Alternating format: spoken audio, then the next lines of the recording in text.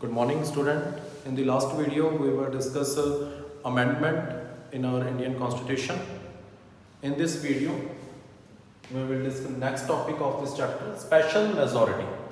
Amendment of the Constitution requires two different kinds of special majority. In the first place, that those voting in favor of the amendment bills should constitute at least half of the total strength of that house. Secondly, the supporters of amendment bills must also constitute two-thirds of those who actually take part in voting. Both houses of parliament must pass the amendment bills separately in the same manners. For every amendment bills, this special majority is required.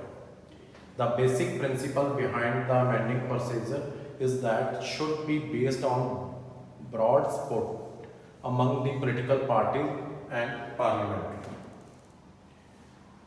Ratification of the states. For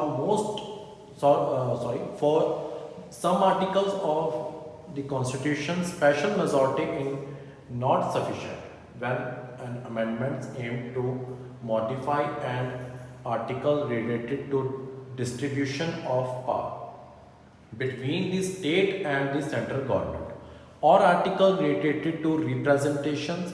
It is necessary that the state must be consulted and that they give their consent. The Constitution has ensured this by providing that legislatures of half the states have to pass the amendment bill before the amendment comes into effect. Apart from the provisions related to federal structure, provisions about fundamental rights are protected in this way. The Constitution of India can be amendment through large-scale consensus and limited participation of the state. Next topic, why have there been so many amendments? There is always a criticism about the number of amendments. It is said that there have been far too many amendments to Constitution of India. On the face of it, the fact that 93 amendment took place in 55 years does seem be somewhat odd. Amendments are not only due to political consideration. Controversial amendments, in particular the 38th, 39th and 42 amendments have been most controversial amendments so far. These three amendments were made in the background of internal emergency declared in the country from June 1975. They sought to make basic changes in many crucial parts of the Constitution. 42nd Amendment, an overview, an attempt to override the ruling of Supreme Court given in the Keshwanand case. Even the duration of Lok Sabha was extended from 5 to 6 years. In this chapter on rights, you have read about fundamental duties. They were included in the Constitution by this Amendment Act. The 42nd Amendment also put restriction on the overview power of judiciary. This amendment made changes to the preamble to the 7th schedule of the Constitution to 53 articles of the Constitution. Basic structure and evaluation of the Constitution. Most famous Keshwanand Bharati.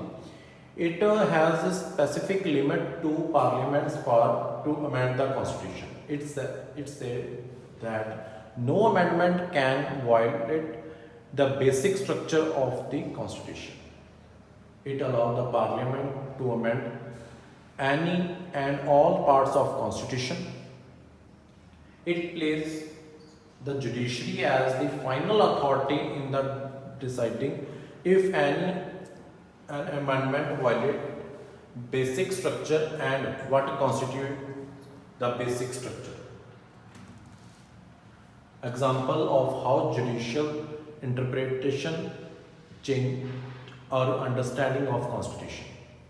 Reservation in jobs and educational institutions cannot exceed 50% of the total seats. Reservation for other backward classes, the Supreme Court introduced the idea of creamy lay and ruled that persons belonging to the category were not entitled to benefits under reservation.